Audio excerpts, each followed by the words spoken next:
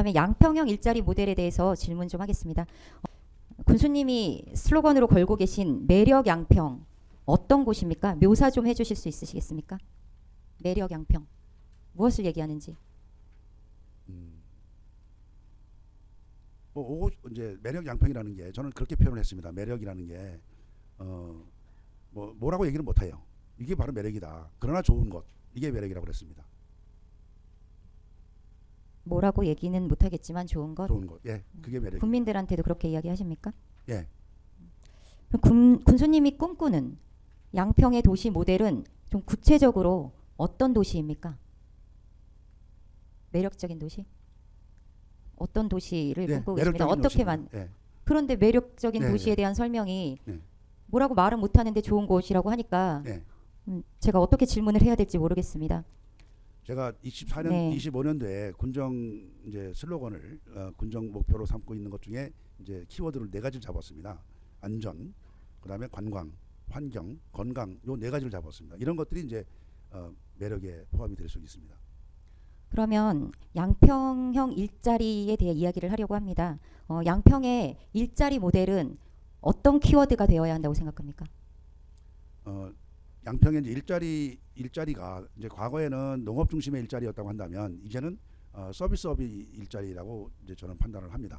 그래서 서비스업을 늘릴 수 있는 것이 양평형 일자리다 이렇게 생각합니다. 서비스업을 늘릴 예. 수 있는 것이 양평형 일자리다. 예. 어떻게 하면 구체적으로 서비스업을 늘려서 양평의 일자리가 늘어나게 될지에 대해서 나중에 지금 말고 이야기해봤으면 좋겠고요. 예. 저는 양평형 일자리 모델은 이제 그린 에너지와 디지털로 전환되어야 된다라고 생각합니다. 양동 3단 잘 준비되고 있다고 하셨죠? 예. 기업 유치 추진율이 160%라고 말씀하셨습니다. 어제. 예. 맞습니까? 어떤 기업들이 준비되고 있습니까? 자료 나중에 드리겠습니다. 자료 주십시오. 예, 예. 네.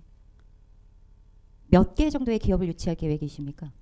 160%라고 하셔서 그 면적이 얼마 안 되기 때문에 네. 예, 몇 개? 예, 면적이 뭐 크기에 따라 다르지 않습니까? 우리가 이제 6만 제곱미터 아니기 때문에 평수로 하면은 한 18,000평밖에 안 됩니다. 그리고 공유지 빼면은 전체가 뭐 평수가 많지 않기 때문에 네.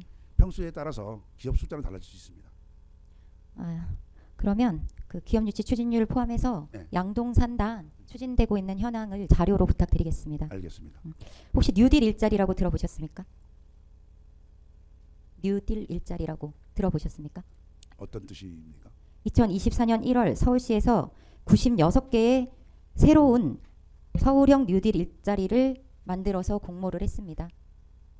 그러니까 시대가 변하고 기후 문제가 이 전 지구적 문제로 대두되면서 일자리 모델이 바뀌어가고 있습니다. 양평도 그렇게 변화해야 하고 그런 과정에 있다라고 생각하고요. 양평형 그 그린 에너지 일자리와 디지털 일자리를 만들어내야 한다라고 저는 생각을 하고요. 산림이나 재생에너지 관련 일자리만 해도 종류가 무궁무진합니다.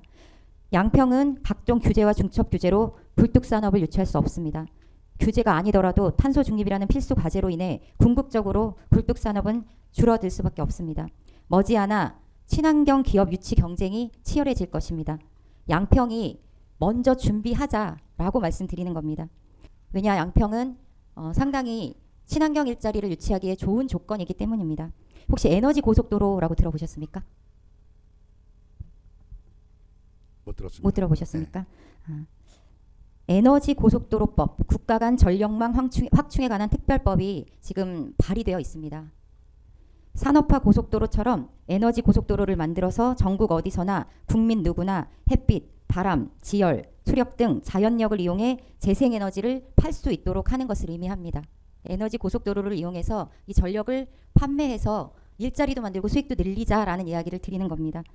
여기에는 재생에너지 우선 적용 조항이 포함되어 있습니다. 햇빛과 바람이 지방에 더 풍부하기 때문에 농산어촌의 새로운 경제활동으로 또 산업 기회를 제공하는 그런 모델이 될 것이다. 그래야 지방 소멸의 위기에서 벗어날 수 있지 않을까라는 제언을 드려봅니다. 분산 에너지 활성화 특별법이라고 있습니다. 이건 2023년에 제정된 건데 혹시 알고 계십니까? 모릅니다. 분산 에너지 활성화 특별법. 그리고 이 특별법에는 분산형 에너지 특화 지구라는 것이 있습니다. 재생에너지를 대량 생산하는 낙후 지역에 상대적으로 값싼 전기요금으로 아리백 전용 단지 같은 새로운 산업 기반을 만드는 것을 의미합니다.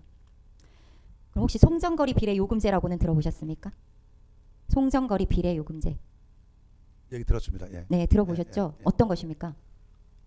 에너지 이제 송전탑 뭐 이렇게 전기가 멀리 가는 건 더 비싸게 맞습니다. 받는다는 얘기 네, 들었습니다. 맞습니다. 양평군이 생산지가 된다고 하면 양평군 가까이에 친환경 기업은 몰려들 것이다라고 저는 생각합니다. 왜냐하면 에너지 요금이 싸기 때문에. 양평군 아리백 관련 용역 하고 있는 것으로 아는데 알고 계시죠? 예, 양평군 지속가능 위원회에서 아리백 관련 용역을 진행하고 예, 예. 있고 지금 마무리 단계에 있습니다. 네. 결과가 나와봐야 알겠지만 양평군의 아리백 달성 조건은 어느 시군보다 좋다고 생각합니다. 양평군이 가지고 있는 자연 환경이 그렇고 양평군이 가지고 있는 토지들이 그렇습니다.